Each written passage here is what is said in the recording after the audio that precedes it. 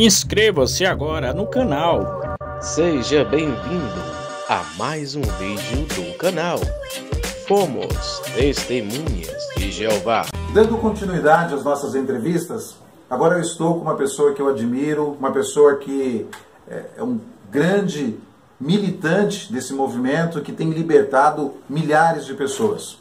É a vez de conversar com Herbert Otávio. O Herbert tem uma característica, eu acho que a gente até partilha disso, que é uma relação muito dificultosa com as nossas mães. Em que momento você acordou e percebeu que aquela organização que você defendia tanto, que você amava, que fazia parte da sua vida, da sua infância, você percebeu que não era a verdade? Eu fui desassociado com 19 anos, né? E hoje eu tô com 32. Então eu passei 12 anos da minha vida ainda acreditando na torre e me rastejando, porque eu sabia que eu tinha que voltar uma hora, eu sabia que eu ia ser destruído se eu não voltasse, eu tinha que aguentar assim as cobranças, né, de familiares, da minha mãe. Fulano mandou recado dizendo que está esperando você no Salão do Reino, você tem que voltar porque você era um jovem maravilhoso e tal. Você carregava um sentimento de culpa e ainda se cobrava por isso, alimentava esse sentimento de culpa. Sim, eu sabia que, na verdade, eu tinha aceitado a condenação e eu sabia que eu seria destruído no Armagedon e que tudo bem, eu aceitava isso porque eu, afinal, era um desassociado. Você né? tinha se conformado com a morte. Que seria destruído no Armagedon. Isso. E aí eu já falei isso até num vídeo meu lá no Torre em Chamas e vou falar de novo aqui. Eu nunca voltei para a torre por causa da família, da minha esposa e da minha filha. Por quê? Porque eu sabia que no momento que eu decidisse voltar, eu ia estar tentando salvar a minha vida e destruindo a minha família. Porque a minha esposa, por não ser testemunha de Jeová, ela ia querer fazer o aniversário da criança, ela ia querer fazer o Natal, o Ano Novo, o Dia das Mães, ia querer que a criança participasse de coisas que lá dentro não pode. Sim. Além do que eu ia ter que estar sempre nas reuniões, assembleia, congresso, serviço de campo, e eu ia começar a me distanciar mais ainda da minha esposa, pelo fato de eu ter sido uma testemunha de Jeová e ela ter sido de outra denominação cristã.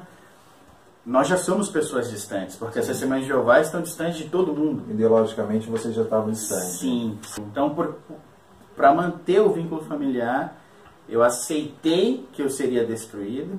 E eu colocava para mim assim, as pessoas falavam, mas Jeová também vai cobrar esse preço da sua filha, porque você sabe que a verdade você não está levando ela para o Salão do Reino. E aí eu respondia sempre assim, olha, se a minha filha nunca, desculpa te cortar, mas se minha filha nunca conhecer a verdade, Jeová não pode cobrar nada dela. Sim. Ele tem que cobrar de mim. Se ele for um Deus justo, como vocês falam, ele tem que cobrar de mim, não dela. Ela vai passar, eu não. Quer dizer que em vários momentos você pensou em voltar. Sim. Nesse trajeto. Nesses 12 anos. Você pensou em voltar. Eu só queria fazer uma ressalva que a lavagem cerebral do corpo governante é tão forte que existe essa síndrome da testemunha de Jeová ao contrário. Ela sai da organização, mas ela continua achando que aquilo é a verdade. E carrega isso por muitos anos. O Otávio teve isso, eu teve isso, achar que aquilo era verdade e ficar o tempo todo alimentando sentimentos de culpa, depressão, tristeza, achando que está atraindo o Deus do universo. Bem, Otávio, existe uma relação muito dificultosa com a sua mãe. Como que você lida com isso hoje? Qual o seu sentimento em relação a isso? Na verdade, eu não sei lidar, né? Eu ainda não sei, eu ainda tô... é o que eu sempre falo para os dissidentes, para os amigos na internet e para o pessoal no Torre em Chamas, eu sempre pergunto, se vocês descobrirem como lidar com tudo isso, me manda um manual. O que acontece? Eu falo até para minha esposa, de longe, lá de casa, né? Quando eu penso na minha mãe, quando eu penso no meu pai, quando eu penso na minha família, eu sinto muita pena deles. Porque eu sei que eles acreditam que aquilo ali é a verdade, que eu vou ser destruído, eu sei que eles acreditam que estão fazendo o melhor para mim, e ao mesmo tempo eu sei que eles estão gastando o tempo da vida longe da neta, longe do filho, longe de um monte de gente que eles poderiam dar, dos próprios familiares deles, né? Pai, mãe, irmãos, meus tios, né? E eu sinto muita pena, de longe. Porém, infelizmente, quando a gente está próximo um do outro, a pena dá lugar à raiva. Borbulha aqueles sentimentos de revolta, de mágoa, de dor. É assim, ó. Por que vocês me rejeitaram? Isso é difícil pra mim, cara. É muito difícil, porque eu não consigo pensar nisso em relação à minha filha. Não há nada, nem no céu, nem na terra, que me coloque distante da minha filha a ponto de rejeitá-la. Entendeu? Nenhum Deus. Nenhum Deus vai me tirar minha filha. Nem que ele apareça na porta da minha casa e me exija isso, ele vai ter que voltar outro dia. Existe uma característica em você, Otávio, que Eu não ia chorar, cara.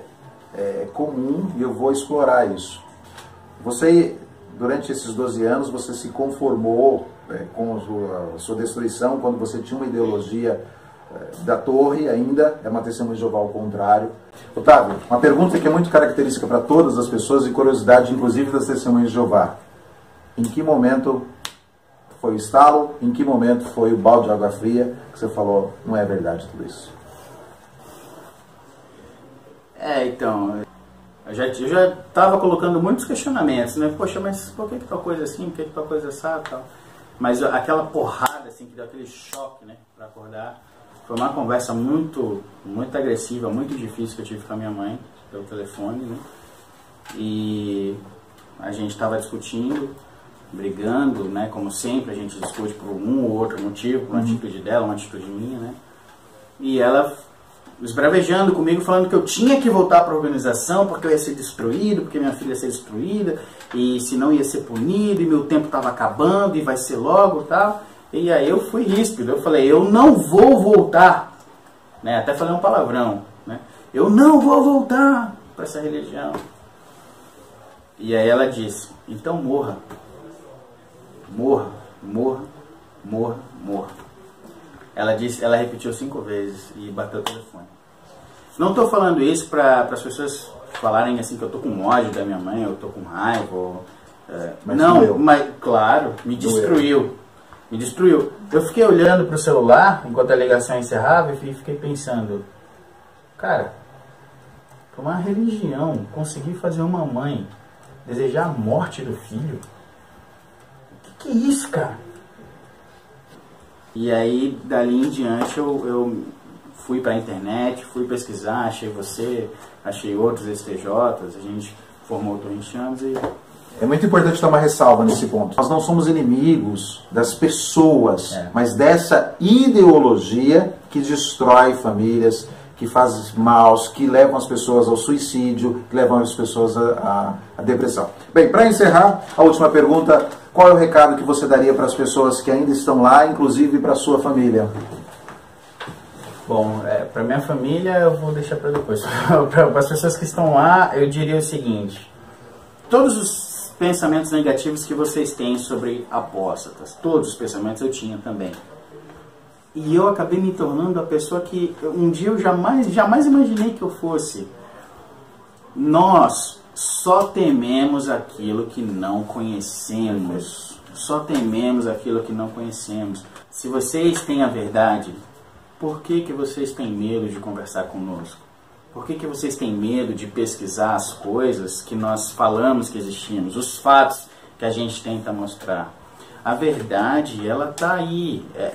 É só você pesquisar. Há um tempo atrás, há 15, 20 anos atrás, não existia a internet. Uma pessoa não tinha... Para acordar era muito mais difícil. Hoje não. E os materiais apóstatas são os materiais da própria Torre de Vigia. Eu acredito que nós sabemos muito mais sobre a religião de vocês do que as próprias testemunhas de Jeová. Então o recado que eu tenho para fazer para vocês é o mesmo de sempre. Pesquise. Pare de consumir material cegamente. Olha, alguém diz assim, fulano é mau. Eu posso falar, é mesmo, fulano é mau. Pronto. Aceitei a verdade que ele disse. Ou eu posso me questionar, peraí, vamos perguntar para o A, fulano é mau? Vamos perguntar para o B, fulano é mau? Vamos perguntar para o C. escute as histórias de todas as religiões, para você saber que a sua é a verdadeira. Escute as histórias que os apóstatas contam, que as outras pessoas contam. Existem testemunhas de Jeová que saíram que não são apóstatas, e também tem histórias bem bizarras para falar de lá. Esse é o recado para todos os testemunhos de Jeová que estão lá. Para minha família, eu só posso dizer que eu amo vocês. Eu não consigo. Eu sinto saudade. Queria ter um remédio para tudo isso, mas não tem. É só o tempo mesmo, tá bom? Obrigado, Otávio.